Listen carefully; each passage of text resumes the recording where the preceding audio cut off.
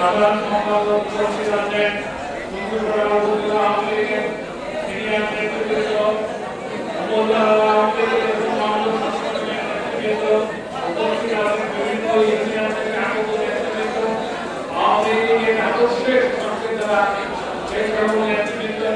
এবং কুঞ্জপাড়া পৌরসভা সহ সকল ইউনিয়নের নেতৃবৃন্দ,